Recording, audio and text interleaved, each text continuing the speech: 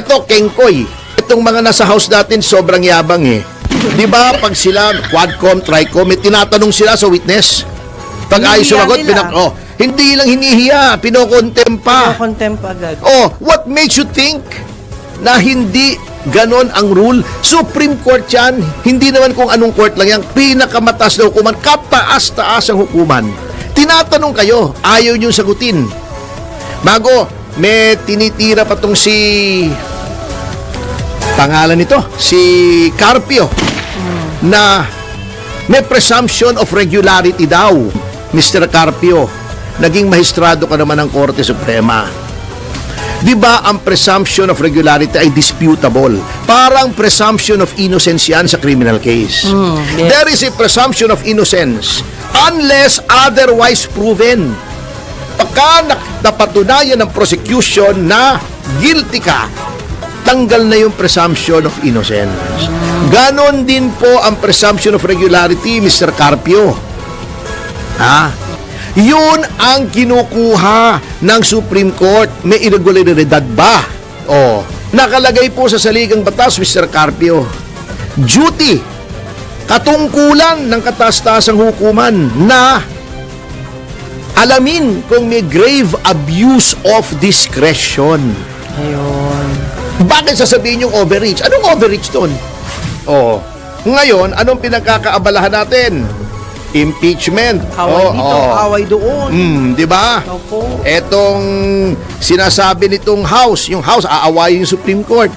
Meron ba namang ikaw, Eto na lang kung gaano ka-weird yung stand ng House na hindi ayaw nilang sumagot sa tinatanong ng Supreme Court. Kapag ikaw ay may hearing sa kahit anong RTC, kahit MTC, meron silang tinatawag na clarificatory questions. Yung judge nagtatanong, sige nga, para maintindihan kung mabuti itong kasong ito, tatanong niya either yung nagdemanda o yung witness o yung abogado. Pwede niyang itanong yun. Pwede siya magtanong ng kahit ano. Okay.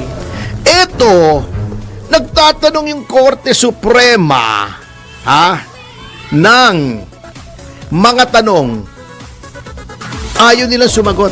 Sabi nila, hindi. That's beyond your jurisdiction. Gawin mo yun sa trial court, may magagalit sa iyo yung judge. Baka makontempt ka pa eh. Di ba? Sila mismo. Hindi ba naiisip ito? Etong mga nasa house natin, sobrang yabang eh. Di ba pag sila, Quadcom, Tricom, may tinatanong sila sa witness? Pag ayos sumagot, hindi lang hinihiya, pinokontempa. Contempt agad. What makes you think na hindi ganon ang rule? Supreme Court yan. Hindi naman kung anong court lang yan. Pinakamataas na hukuman. Kataas-taas ang hukuman. May kaso. Ang kaso ay tungkol sa validity ng inyong impeachment. Paano malalaman ng korte ang validity ng impeachment? Siyempre, may mga certain factual issues. Di ba? Opo. Tinatanong kayo, ayaw niyong sagutin. Bago, may tinitira pa tong si... pangalan nito, si Carpio, na may presumption of regularity daw. Uulitin ko, yung sinabi ko kahapon, Mr. Carpio, naging mahistrado ka naman ng Korte Suprema. Di ba ang presumption of regularity ay disputable? Parang presumption of innocence yan sa criminal case. Yes. There is a presumption of innocence unless otherwise proven. Pagka napatunayan ng prosecution na guilty ka, tanggal na yung presumption of innocence. Ganon din po ang presumption of regularity, Mr. Carpio. Kapag napatunayang irregular, wala na yung presumption of regularity. Yun ang kinukuha ng Supreme Court. May irregularidad ba? Tignan namin kasi may question eh. At ang question na yan ay nasa Supreme Court. At duty, hindi lang po ito nagmamarites ang Korte Suprema. Nakalagay po sa saligang batas, Mr. Carpio.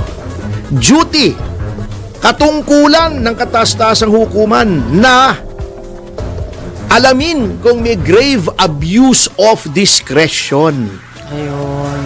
Bakit sasabihin yung overreach? Anong overreach doon? ginagampanan ng Korte Suprema ang katungkulan niya to determine whether or not there has been grave abuse of discretion on the part of the House, overreach. Eto, nakakatawa, nag-statement ako kahapon. Opo, yes. Sabi ko, yung stud ng House, palagay ko nagpapayo dyan si dating Justice Carpio at saka si Laila de Lima. Sila rin, yes. Sabi ko, hindi lang arrogant, ignorant pa yung inyong opinion.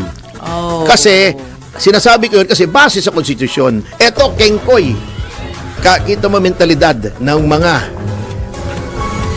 pro-impeachment na gusto nilang matuloy kahit illegal.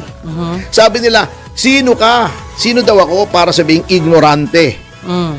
Ang dating justice ng Court of Appeals. Ito daw ay part-top notcher, valedictorian, o summa cum laude. Laila de Lima daw ay summa cum laude, etc. kung ano man. O, unang-una, number one, sabihin ko sa inyo ha, yung presidente nga hindi nakapagtapos ng kolehiyo Huwag niyong ibabandera yung achievements. Number two, hindi porket valedictorian ka, summa cum laude ka, tama ka na lagi. O di wag na lang tayo mag-litigate. Kung hindi na lang natin ang opinion ng lahat ng summa cum laude sa Pilipinas, ba't naghihiring pa tayo? Ayun. Nasa argumento yan. Pag yan ba summa cum laude? Di ba Thursday ngayon? Opo. Summa cum laude, sabihin yan ngayon. Ngayon ay Lunes. Ibig sabihin ba tama siya dahil summa cum laude siya? Mali. Number three, hindi po laging tama kahit justice, kahit senador. Case in point. Okay. Nagdemanda po si dating Pangulong Arroyo.